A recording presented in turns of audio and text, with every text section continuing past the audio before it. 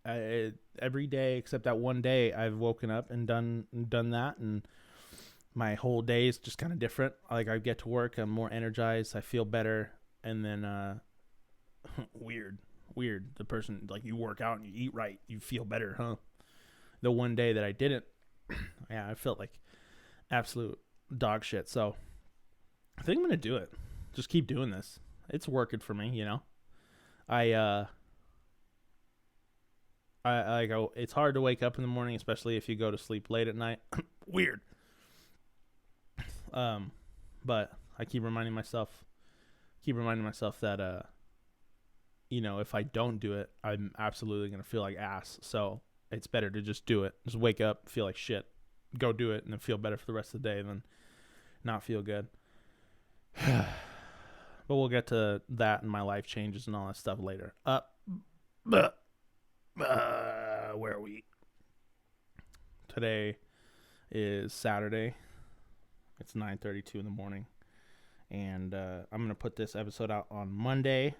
That way, on my 9-hour drive up to my vacation zone, maybe I'll just see how many people are still fucking listening. Dog, for real, in the month, like the 3 months that I've been gone, I've still gotten like a lot more traction on this thing, and it's like, why are you guys listening still?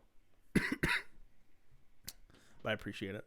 But let's just kind of just pick up right where we left off. Where was it? April 27th. It was a weird time. Yeah, it was like right at the start of, right at the start of the busy season of work. And man, I work about an hour away from where I live. So driving 2 hours each, 2 hours a day. It's staying at work for 9-10 hours a day.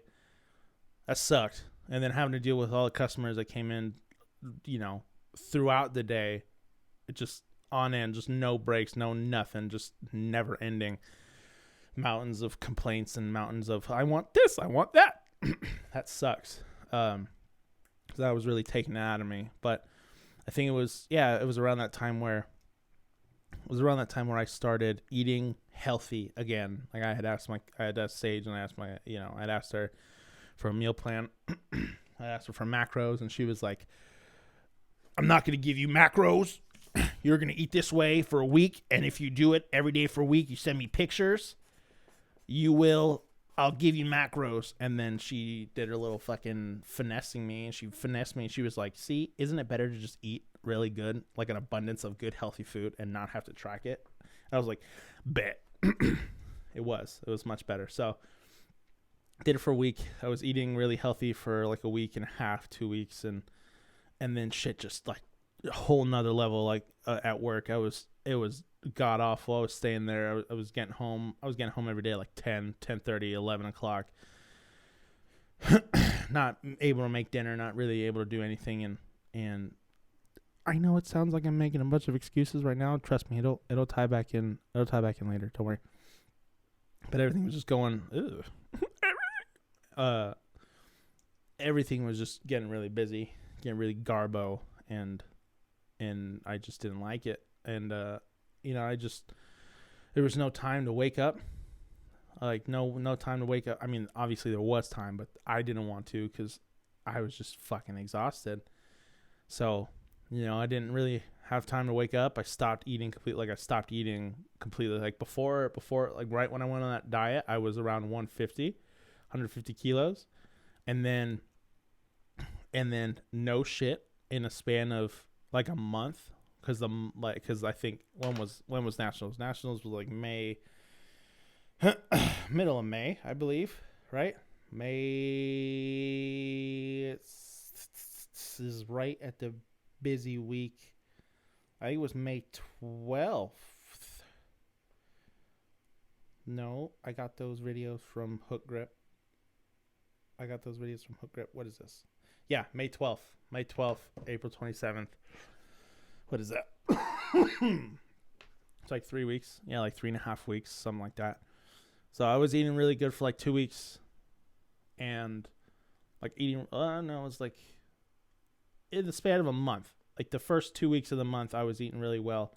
and then I was dropping weight like I wanted to, and then just completely kind of cut off and like started eating. I just wasn't waking up early, wasn't making food, just started eating like shit, started eating canes and In and Out, because those are the things that are closest to me, and like just ass food, just complete ass food. Not saying that they're ass, just ass for you food as a competitive athlete, and you're supposed to be watching what you eat, you know. That whole month of April was pretty busy. So excuse me if my timelines are wrong. I'm just saying that I didn't do a lot of anything, and I made a lot of excuses for myself as to why things were going the way that they were. You know, it was a pretty stark realization where it was like, my job is taking up a majority of my life, and no shit, right? Yeah, it was just taking up a lot of my time, and I wasn't prioritizing the right thing, you know, especially with what it was that I want to achieve. And I was working 60, 70 hour weeks up until the time that I left. Like the week that I went to nationals, I had worked every day. I had worked nonstop for like 3 weeks, and I was working like 65, 70 hour weeks. And that really sucked, like on my feet, no rest. And I still had to train, and that was the other thing. So I stopped eating. I went from 150 and no shit dropped down 10 kilos. I dropped down to 140. That shit was nuts. I dropped from 150 down to 140, and I was like, oh, I'm getting lighter, but I'm not eating better, so I feel like dog ass. And then, you know, training 4 or 5 times a week, I had to cut that back down to 2 because I was just so exhausted. And it's like, that didn't feel good, because I'm like, this is one of the most important meets that I can do in the year, and here I am just kind of whiffing through it and being a little bitch and not really taking it serious. And yeah, that was I'll talk about that a little bit more coming up, but just so you get the storyline.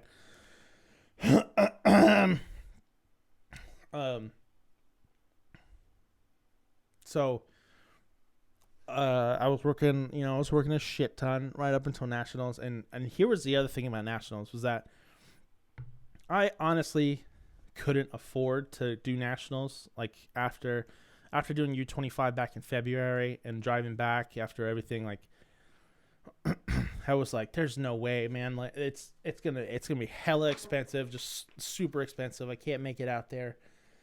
There's no way that I'm gonna just afford it. Like the hotel alone is gonna be like $800. The flight out there is gonna be like $500. You know, food, all that kind of shit. Like the total trip would have been like $1,900, $2,000, and I don't got that. I don't got that cheddar, bro. I get that cheddar. I wish I did. That'd be sick, but I didn't. I don't have that kind of cheddar on me, and I'm not a dairy farm, okay? I'm not rolling in cheddar and brie and Gouda, okay? I'm broke. Bet. So I didn't have that money, and it was right after U25 where my friend and other manager from the other store was like, hey, I'll cover your store while you're gone so you can achieve your dreams. And I was like, that's fucking great, man. Like, I appreciate that so much. And I was like, okay, so gonna get this lined up, gonna do all this stuff. And then the closer we got to it, I started pricing it out, and I was like, this is just not gonna happen. This is not gonna happen. And to be honest, I was not gonna go out there. Honest to God, I was not gonna go out to nationals at all. But then my angel, my saving grace, my Jacob, my Jacob, he stepped in, and he did some magical things for me. My Jacob boy. My buddy Jacob, and this is kind of a toast to like the weightlifting community as a whole, like the Reddit weightlifting community as a whole. You know, this is kind of like the miracle of like social media and like the benefits to it. But I had one of my buddies, or just some at first he was just some guy that was on Reddit talking some shit. I don't remember what it was that he commented on, but he said something. He commented on like one of my things on Instagram, on Reddit, and we kind of just went back and forth. We talked about it. I think it might have been like my max back squat. He was talking shit about how much I was fucking shaking, how much I was shaking like a little bitch under the bar. And it was like a PR, so it was like 300 kilos or something, like a back squat. And him and I just started talking back and forth, and we came up with a scientific evaluation that if you're not shaking, like you start shaking at 90, I think it was like 96.7, 97.2% of your rep max. That's when you start shaking. If you're not shaking at that percentage, that's not your max. That's facts. Straight FAX, bro. That's facts. I took that to Harvard, and they were like, "You're right. Wow. You're like Albert Einstein." I was like, "Yeah." So we started talking, and then he messaged me. He actually followed me on Instagram, and then him and I just started talking, and we messaged like every day, and we were just got really close. We were just trying to get really close, just buddies, you know. And we were just talking, and he actually told me he was going to be out at Nationals, and I was like, that's going to be sick, man. I can't wait to meet you. You know. And that was kind of the thing. I was like, I was really excited to meet my friend, and it just as time went on, I just kept saying I wasn't going to afford it. I was not going to afford Nationals. I just couldn't. So I called him. I messaged him on Instagram just because we would talk every day. We'd send like each other videos of us lifting and funny memes. And I was like, hey bud, like, you know, unfortunately, like, I'm just not thinking that this Nationals thing is gonna come out, like it's just gonna come to fruition. I can't afford it. Like, all in all, it's just gonna be ridiculous. Like, I'm not gonna be able to do it. And this fool goes, can I call you real quick? And I'm like, yeah. So he calls me, and in his Jacob, I love you, bud. In his southern drawl, he goes, hey man, if you think for 1 second that you're not gonna come to my house and stay with me, I'm gonna be fucking pissed. That was exactly like, I'm gonna be pissed at you if you don't come out here. And I totally forgot that. I think we had mentioned it one time before. Like, I didn't think about it because he had mentioned that he lived in Arkansas. He lived about 2 hours away from the venue, from Graceland. I didn't think about it. Like I said, we may have talked about it back in the day, like right when we first started talking. We're like, where are you from? Come out here. And he's like, I'm out here. I'm like, shit. But I totally forgot. So he goes, if you don't come out to my house, you don't come stay out here because of something stupid like money for a hotel, dude, I'm gonna be fucking pissed at you. And I'm like, oh shit, man. Like, are you serious? He's like, yeah, absolutely. Totally not taking into account that, like, I could have been a serial killer waiting to pounce on him and kill him while he slept. Or like vice versa. Like, it was me, like, he's luring me into his house so he can fucking kill me. Didn't think about that. I was just hyped that I was going to go out to Arkansas and meet my bud. So we kind of worked that out, and no shit, man. Like, the only reason why I went out there was because he saved like my entire trip. He's the only reason why I was out there, and he's a weightlifter. I mean, he's a weightlifter too. So initially the plan was for him to compete at Nationals as well. His coach is Zach Talander. Anybody who's familiar with him, and you know, Zach and his team were gonna be there. He was helping out Juggernaut, so it was cool because I met a lot of the Juggernaut athletes, and that was pretty cool. But he was gonna be out there. He was taking the weekend off anyway, so he was just gonna go out there and just hang out all weekend. So he had the weekend free. He was gonna hang out with his friends and lift and do all that shit anyway. And he was like, just pick him up. Big ups, huh? See you later.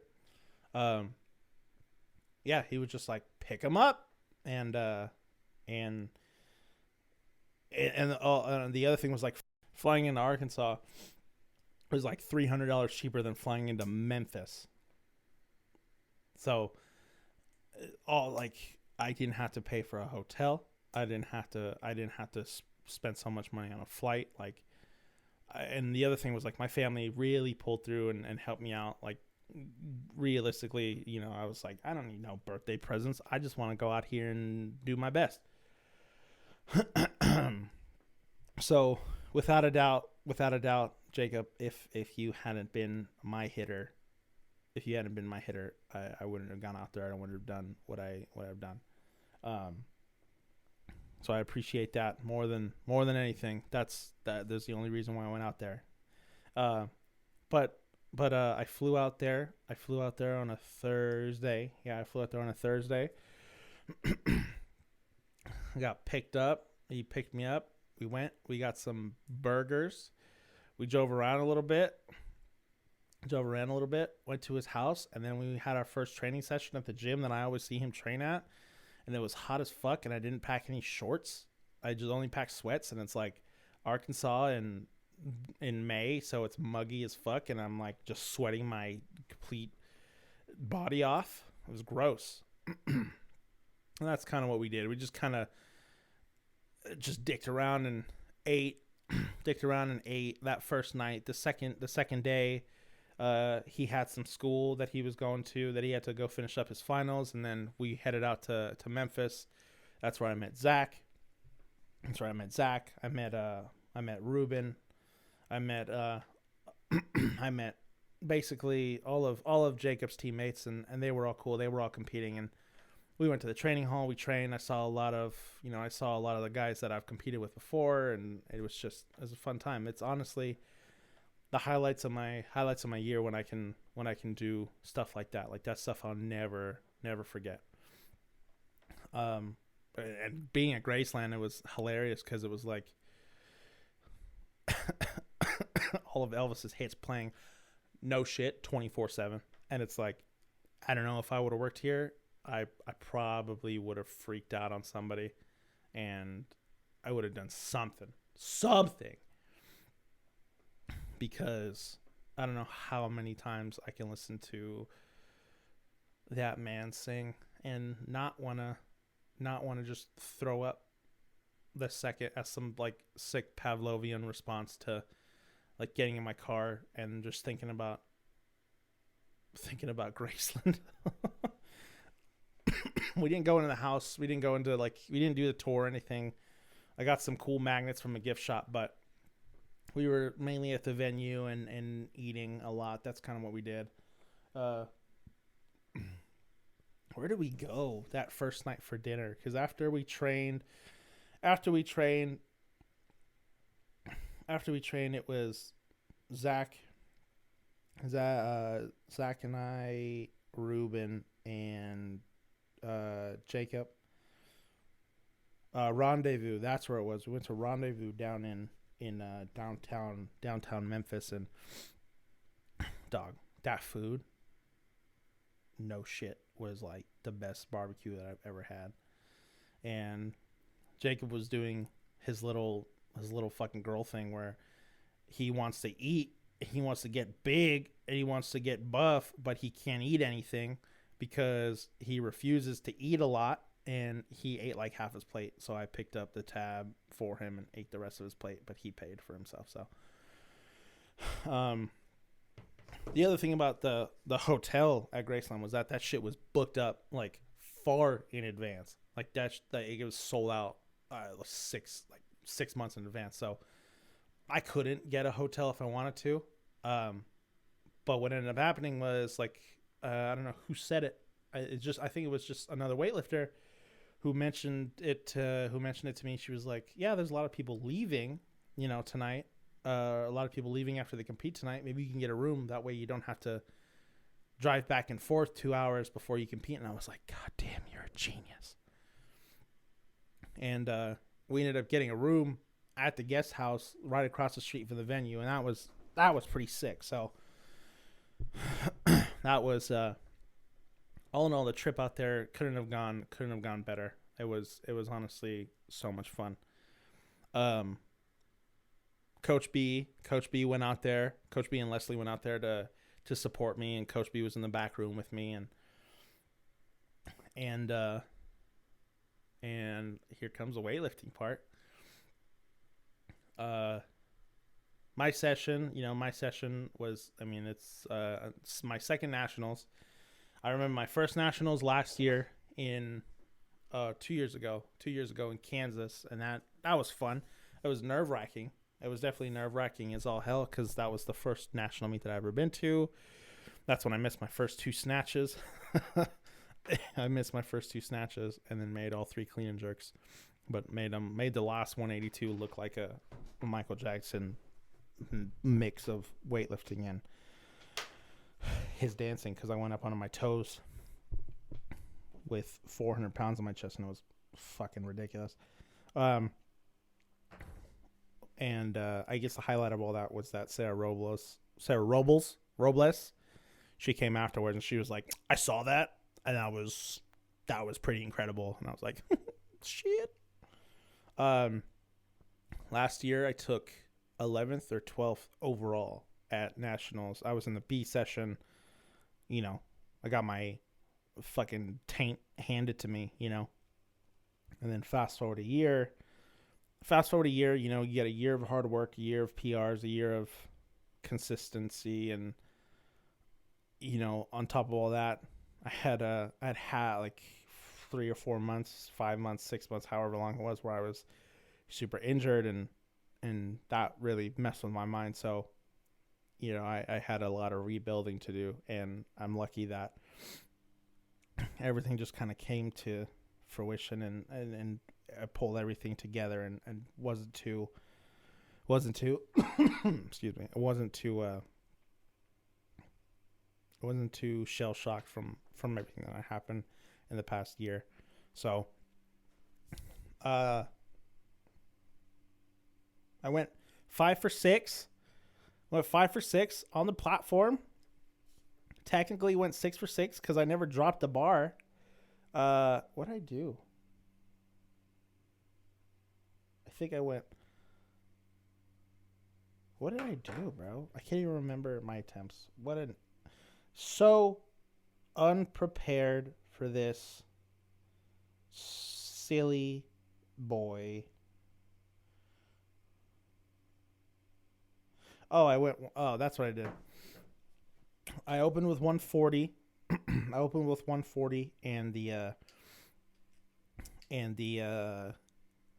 think it was my right side, my right elbow buckled a little bit, and because of my wrist and all that kind of stuff. And they called me for a slight press out on my right side, so they red lighted me. And it's funny because Cheryl Hayworth and Chad Vaughn, they were commentating, and they were commentating the session. And my dad and Bailey told me later on where they were like, "Oh, he missed his first one, but who is that in the back corner? I see. I think that's Coach Mike Bergener. You know, he's definitely going to tell him. He's definitely going to tell him some sort of advice to get him going. He's going to say some sort of Bergener wisdom." I went back there, and Coach B was like, "Get your fucking head out of your ass." I was like, "Yes, Coach." And I went back out, and I hit 140 again, and it was a lot smoother. And then we went back out and hit 144 for a PR, like a competition PR match, not my all-time PR. I don't even know what my all-time PR is at Snatch anymore. It's just, right now it's sitting at 145, which doesn't really make sense. And it's like, we'll just see what's going on with it coming up.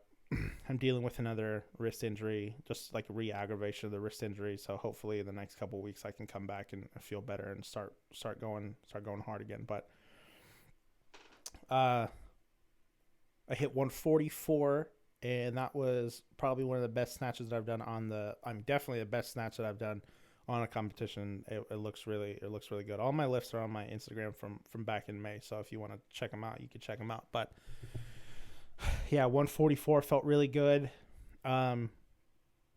And then it was time for clean and jerk. And what did we do? I think. Oh, so the cool thing is like the jumps that we made for clean and jerk, like what I close with at U25, the 181. That's what we opened with at nationals, and it was like, okay, like it's finally setting in. We're like, I mean, it's set in a while ago, but it's like, okay, there's nothing really to be worried about. And I overpulled the shit out of it. I overpulled it, and I ended up, pushing myself under, but it like almost pushed me back. So I rolled back onto my heels. It almost took me out, but I came up, and I've been working on like really hard on my jerk. A shallower dip to get a more whip on the bar. So I hit that. I got 181, and then after 181, I hit 184, and 184 has got to be one of the best clean and jerks that I've done, that I've seen, from all the videos of the lifts that I've done before. It looks really good, but you can go be the judge of it. Go look at it and comment it and say that it looks like absolute horseshit. And then between my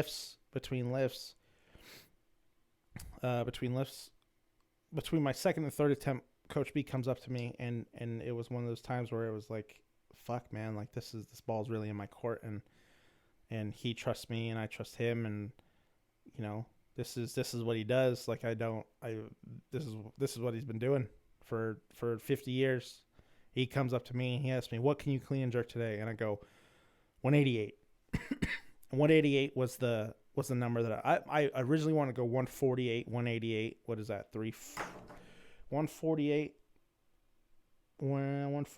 188 is 336. 336 would have put me in first place, right?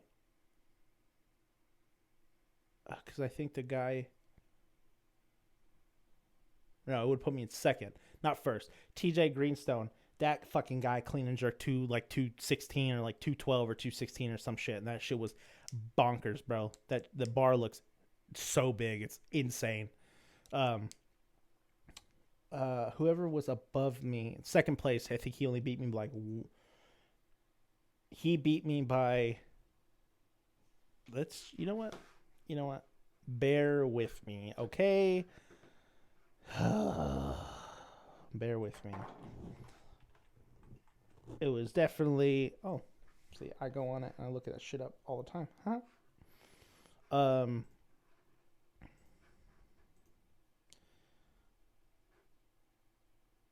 Come on, bud. Tyler Reagan. Yeah, okay, so Tyler Reagan, he got third place. No, he got second place at... It was Tyler Reagan or Kevin Cornell. It was one of those two. One of those two buds. But no, that's shit. I don't even know, bro. I think it's Tyler Reagan. Makes sense that it would be him. He looks like he's 150, not 117. I'm looking at body weights right now on the USAW website. So Tyler Reagan hit 145, 190 with a 335 total. TJ Greenstone hit, what did he hit? Oh no, he hit 207. So he went 160, 207 for 367. He got first. And then yours truly, me, I hit 144, 188 for 332. And so Tyler beat me by 3 kilos. If I would have hit my numbers, if I would have hit what I wanted to, I would have hit, essentially I would have went 140, 144, 148, and then 181, 184, 188 for 336. I would have been second place in the United States. I mean, at nationals. I don't know how that works. Because, like, if I'm third place at nationals, does that make me third in the nation? And then I go over to like the USA weightlifting rankings, and it's like, all right, now I'm a number 7, and it's like, could someone at Phil Andrews and be like, yo, how does that work, bro? How does that work, dog? Because I mean, it was fun and it was cool. It's cool to say that I'm third in the United States, but that like third in the nation. But if that's not true, like, what am I even doing this for? um, so that was it. I mean, and so I went 181, 184, 188, and 188 was it's an actually all time PR for me, and that was pretty dope. Dope. That was pretty. It was pretty incredible to hit that on the national stage, and it was like, what can you hit? He asked me what I can hit, and I was like 188, and yeah, I could have lifted anything that day. I should have said 190. I still would have lost by like 1 kilo, but 1 kilo is better than 3. But I said 188, and I kind of fucking managed to get under it as best as I could. It did pull me a little bit forward again, so I'm 2 for 2 on the let's go on our toes type bullshit at nationals for our last attempt to make it the most dramatic lift of the day. But you know, I did that. I balanced it, stood up with it, and I don't know who it was. I think it was Chad or it was Cheryl. What they were like, oh man, he's really strong in the bottom. His legs are really strong. If he just learns how to figure out how to use his legs, watch out. And I was like, true. Why won't they work? Why won't my legs work? I'm working on it, guys. Okay. I might be insecure about it. I might be insecure about the fact that, dog, Shane Sevick, my hitter Shane Sevick, straight just fucking talk so much shit on it, and it was the funniest thing. You gotta learn how to laugh at yourself, guys. I don't know where we were. We were weighing in, and someone goes, oh, Caesar could squat 320 kilos. And Shane goes, yeah, but what can he clean and jerk? And everyone starts laughing. I was like, God damn it, Shane, you got me, bro. You got me. But he did, because it's like there's a huge disparity between the two. I'm like, damn it, Shane. You're supposed to be my dad here.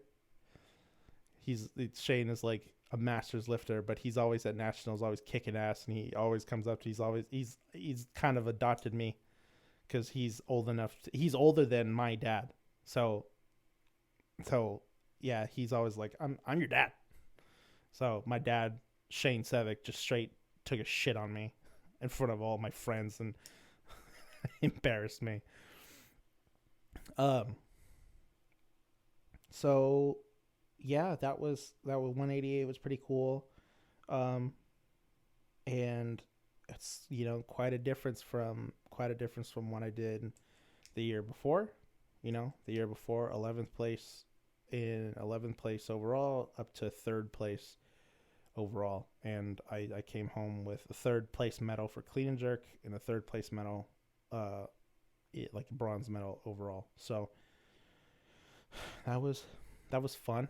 That was a fucking amazing experience, and I never take it back. Like, there's so many people that helped me out along the way. All my, you know, so many people that I met.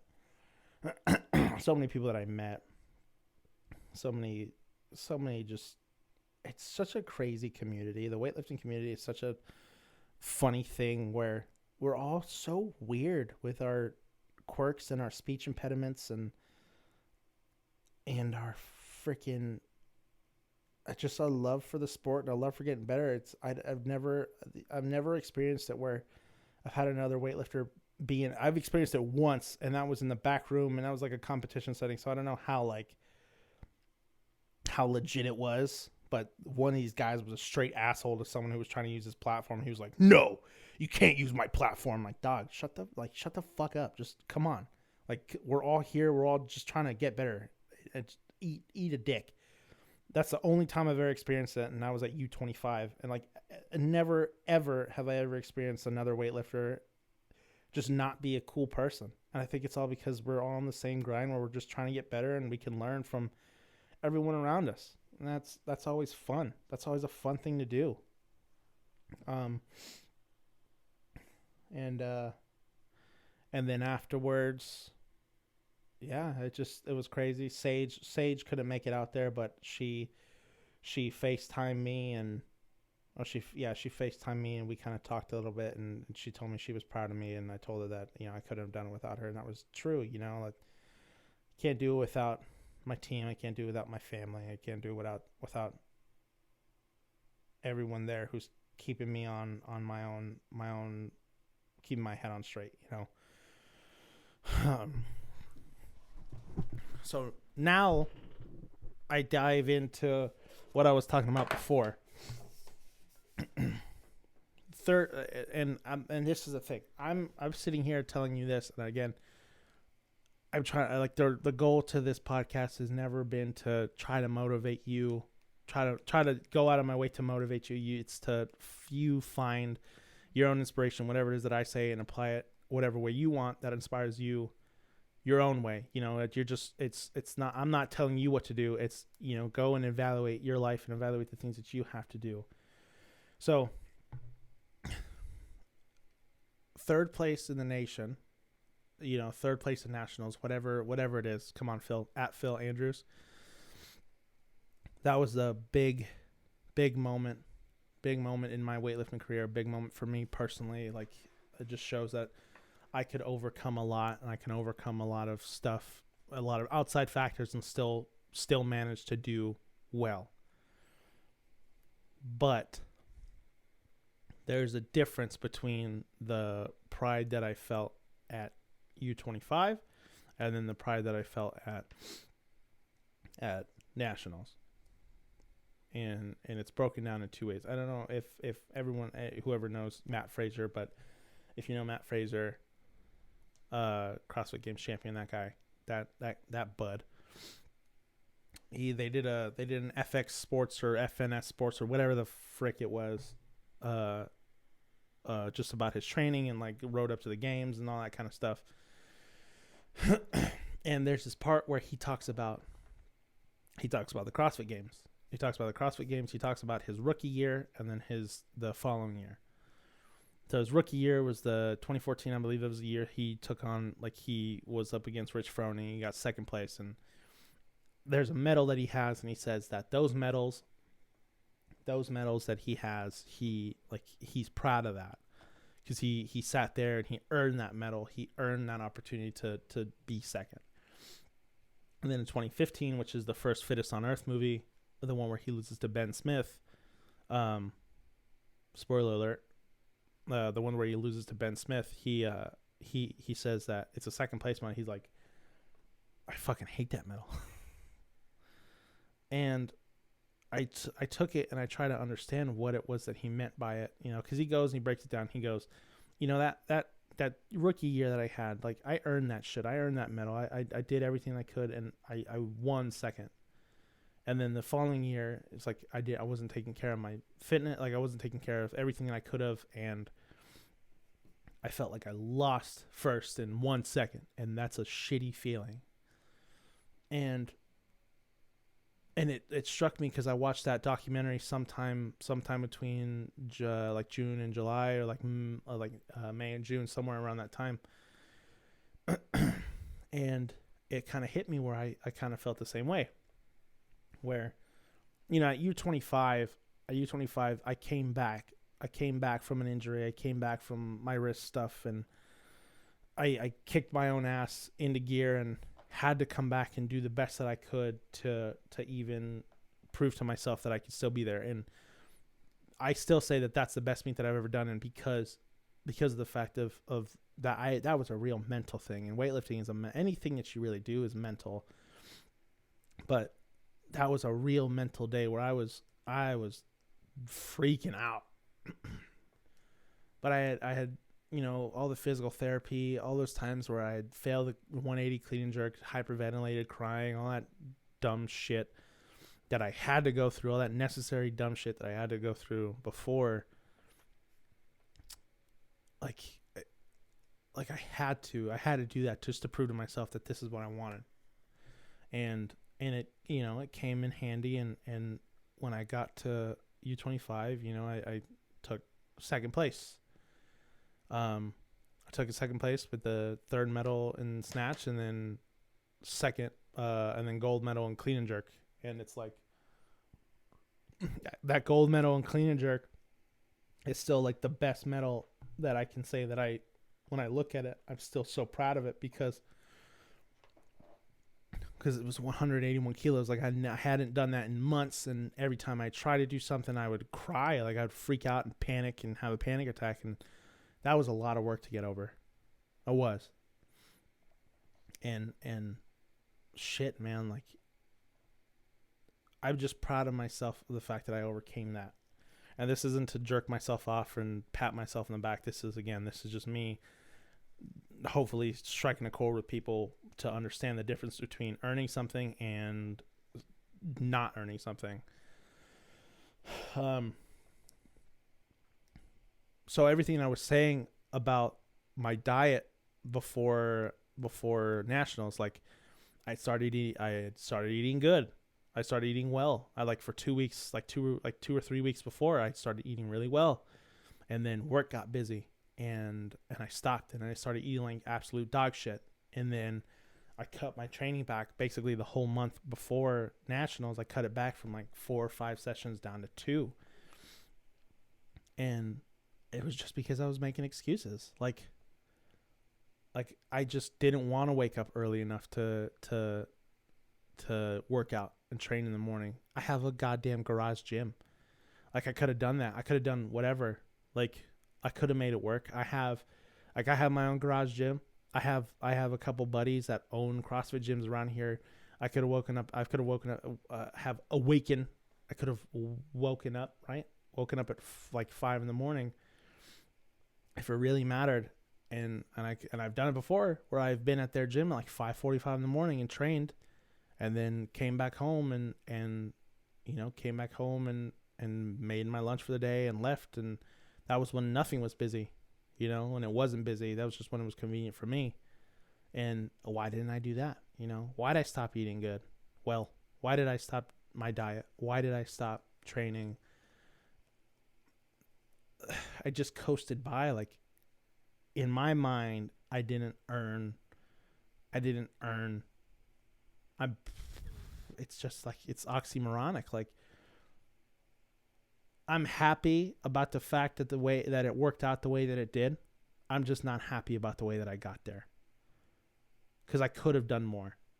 Fuck, man. Like if I trained all month before, trained all that entire month before, trained 4 or 5 times a week like I was instead of 2, I could have worked on locking out more and making sure that my wrist and my arm and my lockout on my snatch were better and kick ass, and I wasn't going to get called, and I could have made that 140 snatch and then 144 and then 148, and I could have gotten second place. Like I got to earn second place. I got to done better and got second place instead of just kind of letting it slip through my fingers because I didn't want to take ownership of the position I was in. I didn't want to take ownership of the hard decision to wake up and fucking be a man. And that's all it was. And that's all life is waking up and being the person that you want to be. And I didn't do that. So I guess that's the best way that I can put it. Like everything that I did for U25, all the shit, all the programming I did for myself, all the recovery, all the extra workouts, all the stuff that I did in the mornings to make sure everything didn't fall apart. That, I earned that. But nationals, like I'm happy of the way things worked out, and I'm glad that I'm talented enough to get that kind of result. But what's that old saying? It's like when talent doesn't work hard work beats talent. Can you imagine being talented and a hard worker? So it's one of those things, man. It's like I could have done more. I could have done better. I could have made sure I was more prepared, and I didn't. And that kind of haunts me. Like I look at the medals that I got from U25, and I'm like, okay, sick. And I look at the national medals that I have, and I'm like, okay, not sick. I can't really, I can look at them and I can be happy, and I remember the feeling of doing, because in the moment I was happy, in the moment I was ecstatic, but looking back, I'm like, fuck, I could have done more. And what really stuck with me was something that I heard Matt Fraser say, and something I heard David Goggins say, and it was it's what are you doing when no one's looking? What are you doing when no one is looking? And I actually that's the new tattoo that I got. I got that tattooed on my left wrist, facing me. So when I write, when I read, when I look at my arm, I can see it. And I gotta tell you, having a tattoo on your body of something that you know that you should be doing and you don't do it, it's a whole new level of disappointment in yourself. There's the, before, like, and again, this is over the span of a couple months where I got the tattoo around my birthday. So sometime in June, no, sometime at the end of May, So I got it in like at the end of May after after nationals. I was off I came home from nationals. I said bye to Jacob, him and I kissed a little bit. No, I'm just kidding. We bro hugged it out, and he's doing much better at training and weightlifting with his new hitters and his new buddy, his new coach Zach, and hopefully he comes out here so I can repay the favor and he can stay at my house and show him around Cali, bro. Show him about California. Come out California way, bro. But I came back home, I was happy, I was just kind of coasting. I had to go fucking right back to work. I came home Monday, and I went right back to work on Tuesday because that week that I came back was the busiest week of my entire year. Fucking insane. And I came back, no break in between. I just I worked like 75 hours that week. and it was lucky that after meets we usually take a break, so I took a couple weeks off. I just took the rest of May to June off to finish out the busy season, so I didn't really have to worry about anything. And then because I'm not responsible and I don't take ownership in my diet and what I was doing, I thought because everything got busy again, I could still work hard and work enough and sweat enough at work to where I could eat what I wanted. So I started eating shitty again, and I ballooned right back up to 153 or 150, and then and now I'm at I'm back down to 150. I think I'm just cutting water weight, but I think it's because I've just been bloated and eating like ass. So yeah, right now I'm right back around 148, 150 around that area. So I'm in the right spot. I'm going down the right direction. But I came back and everything just kind of went back to normal, and I was just kind of bummed about it. Because I had felt like I had done a good thing. I had felt like I was proud of myself, but truth be told, unless anybody else out there could tell you, oh my God, you did such a great job, but unless you believe it yourself, you're not going to believe it. So I took 2 or 3 weeks off, finished out the rest of the busy season, and then started training again.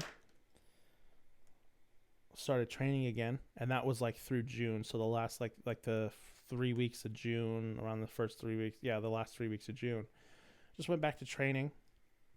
But my dumbass was like, let's go right back into fucking where we were. So with no lube, went right back into training heavy, right back like numbers before. Didn't give myself any time to just warm up and get right back to where I was. So it was the weirdest thing where my wrist pain started spreading into my hand, and that shit sucked, and I started getting sad about that. I started getting sad about that, and I was just training heavy, and what did I do? PR'd my jerk. I hit 200 kilos on a complex. It was jerk dip plus jerk, and then snatch balance. I snatch balanced a double at 160, and I just couldn't go more because it hurt so much. And it was good job, asshole. way to take care of it. And then I was just trying to get it taken care of. And then I talked to my physical therapist, and she was like, maybe you should take time off. Just take some time off, unload it, and then come back slowly. And that's kind of what we've been doing for the last couple of weeks, where it's just been like the last 3 weeks, I've been doing nothing but squats and pulls. And then this last like week, we finally started moving with like light bar stuff, and I'm getting more flexion in it than before, and it's feeling a lot better, and I'm just trying to take care of it. So that's my nationals experience, and then coming back. But yeah, that's just how life has been. That's how life has been. Yeah, for my birthday, I went to the zoo, the San Diego Zoo. That shit's dope as fuck, dog. You ever seen grizzly bears in person? There's some grizzly bears there, dog. Also, I saw a baboon penis, and it grew like 6 inches, and it touched the floor, and it was ridiculous. Yeah, shit was nuts. And then I went to a Padre game, and I bought myself a sick jersey, Tony Gwynn World Series edition. Ugh, shit's wet.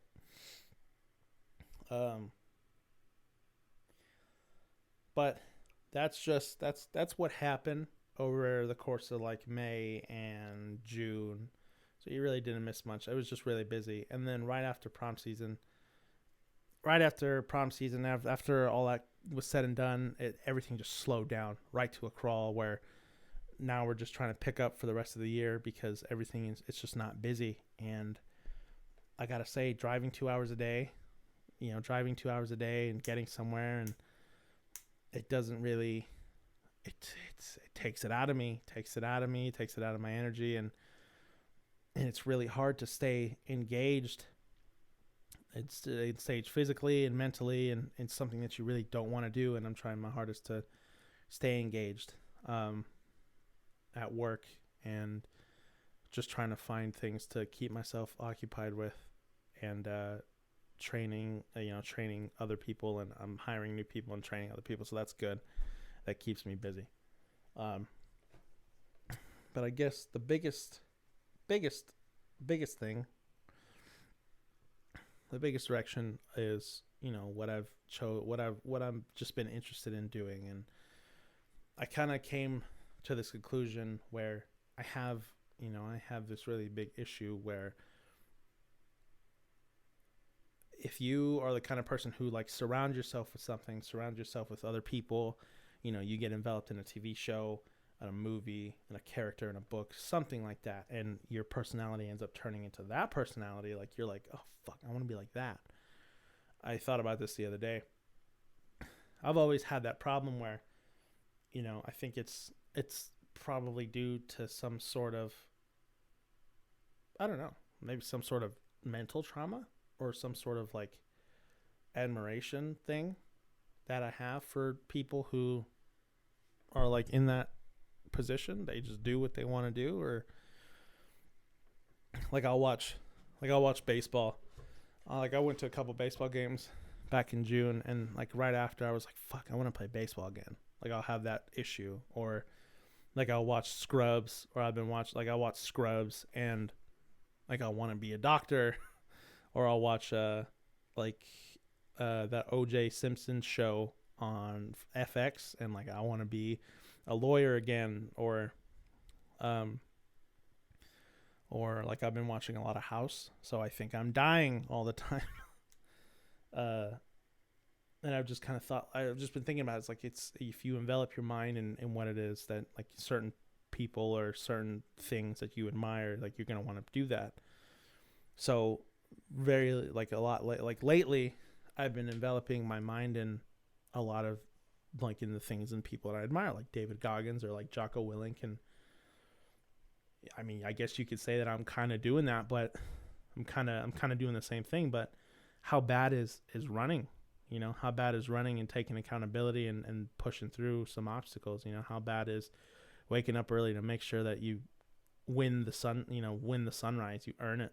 I don't think that's bad. So surround yourself and envelop your mind in the things and the people that you want to be like, that you want to. I'd rather be I'd rather be a Navy SEAL. I'd rather be a Navy SEAL with a Navy SEAL mentality than some lost little boy that just doesn't know which direction he wants to go in, you know? But yeah, that's pretty much life. That's pretty much what's been going on with me. And this is my comeback episode, I guess you could say. Like I'm going on vacation this next week, so the next episode will probably be out the following week.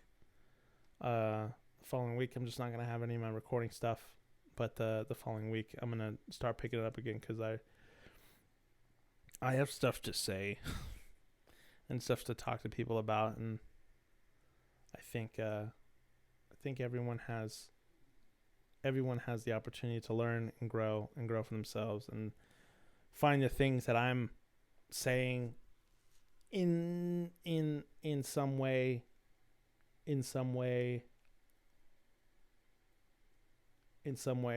eye-opening for themselves, and they evaluate themselves and they think about themselves.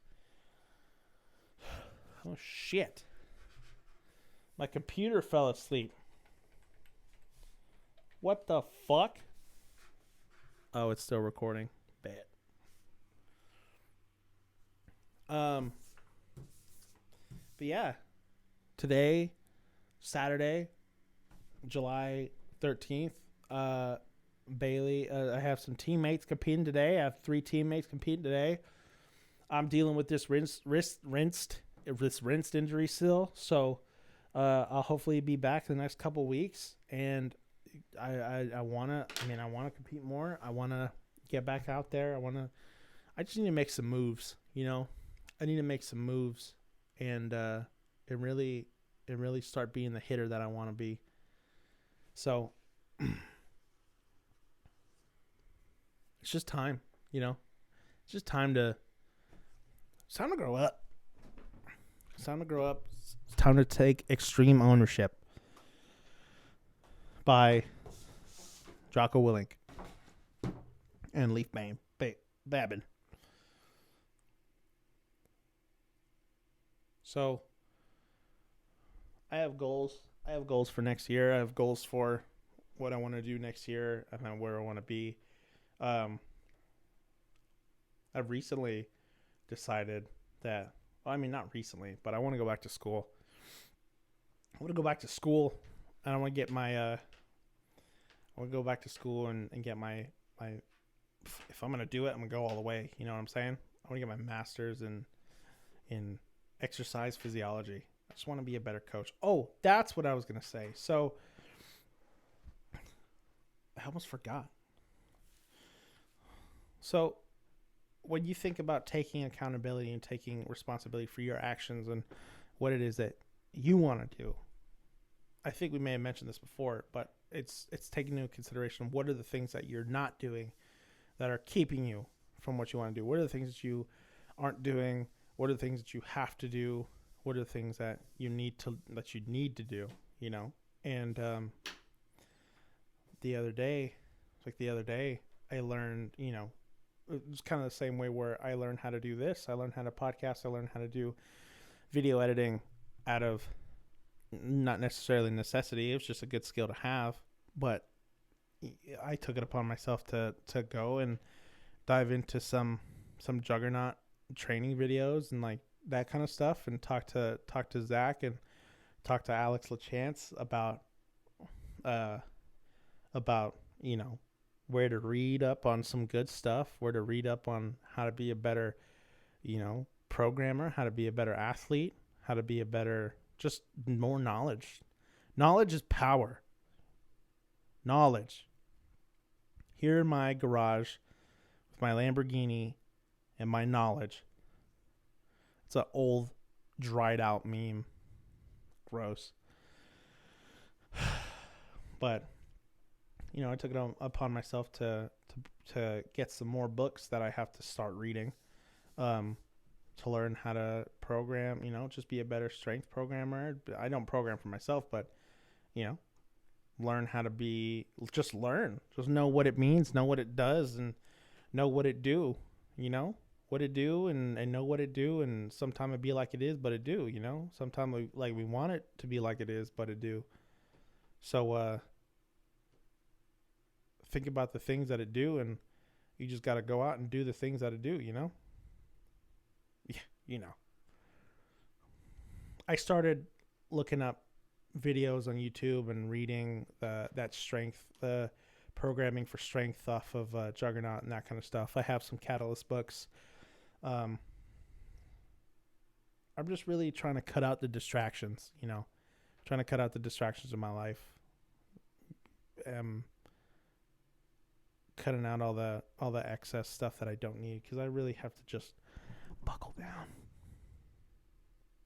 But I think that's good for everybody. Everyone at some point needs to know that needs to be reminded that they need to buckle down. So I appreciate it. That's the last thing I'm going to say. In the wise words of Coach Mike Bergner, two sentiments from one of my wise coaches, Mike Bergner. First one: get your fucking head out of your ass. That's a good one, right? That's a good one, because some people might need it. And the other one is, I love this shit. Find what it is that you want to do for 50 years and still be enthralled and enticed by the idea that you're going to do it when you're 70, you know. That's passion. That's fucking amazing. Like we were in the back room the training, the back room at Nationals during my session. Oh no, during another session for Jay, my other teammate, and she goes, and Mike is just walking around, and he goes, "God, I love this shit." And it's like the fucking twinkle in his eye, man. Like, I was 70 years old. It's like 70 years old, man. Like, he was a goddamn, like, he was a kid. He was like a kid in a candy store, man. That was yeah, I love that guy. Like, I love him. He's one of my role models. Like my fucking grandfather, dad, whatever he is. He's just like, that's honestly the happiest I've ever seen him. And I want that with whatever it is that I choose to do, you know? And I just got to find it, and I got to work hard at it. But he was ecstatic. He was like, God, I love this shit. If you look at the videos on my Instagram, just like first watch my lifts, and then tell me that my lifts are dog shit. And then you could see him in the back, and you could see him jumping around, fucking, you could just see him jumping around, moving around, just screaming, yelling. Like, he had a great time. Like, he was so happy. He was just in his element. He was so passionate. And I appreciate everybody who went out there with me on that trip. Jacob, you're my hitter for life, bro. Like, no joke. Like, you don't find those kind of people that often, and I'm very grateful that you didn't kill me. And that last night in Memphis, before I had to fly out the very next day, it was that Sunday night. We stayed in the hotel lobby. It was just like me. It was we just stayed in the hotel lobby at Graceland, and it was myself. It was myself, Jacob, Alex LaChance, Shakesha, Janice, and pretty sure that was if I'm forgetting your name, if you were even there, I'm sorry. I didn't mean it. I didn't mean to forget you, dog. It's been months, okay? It's been like months. So I apologize, but come on. If you get mad at me for that kind of stuff, I mean, whatever. Christy Brewer. That was the last one, I believe. But again, if you get mad at me, I don't care.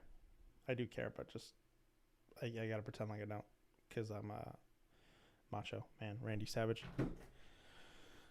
So we sat there, we just talked for hours and hours, and it was like, we sat and we talked. It was like until like 4 a.m, and then Jacob and I drove back to to Arkansas, at like 4 a.m. Got back to his house at like 6 a.m. and then I had a flight. The next day at like, that morning, basically that afternoon at like 12. And so we got home. I watched the episode of Game of Thrones, where, spoiler alert, where Dany loses her fucking mind, and just kind of kills everybody, and it really is just irritating. I can't believe I stayed up until 8 a.m. watching that horse shit of an episode. All of season 8 was just hot ass. But I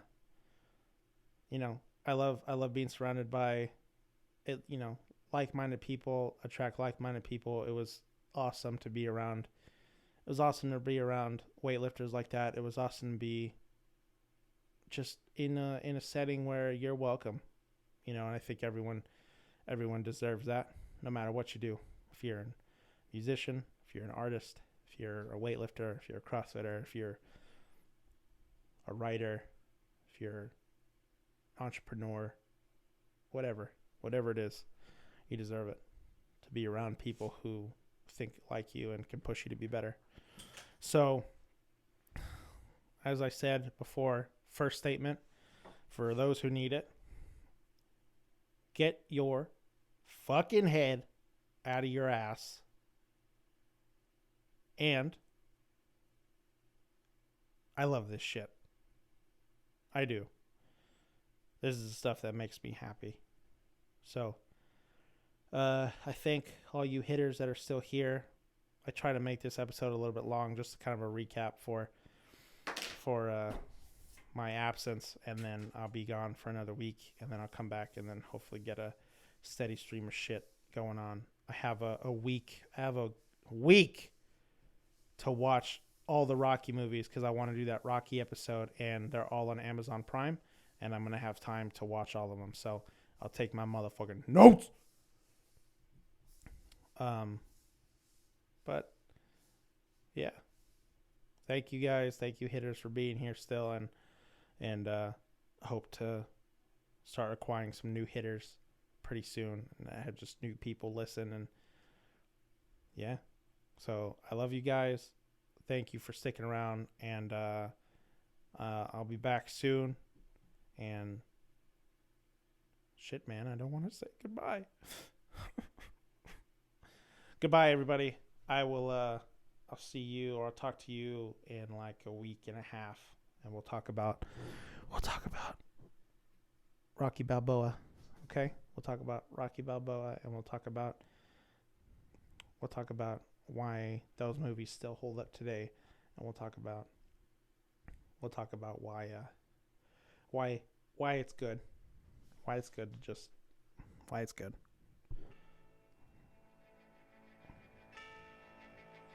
That song. Hopefully I don't get copyrighted. Okay. Goodbye, everybody. I'll talk to you in like a week and a half. Later. I wouldn't take you here if I didn't think you could do it.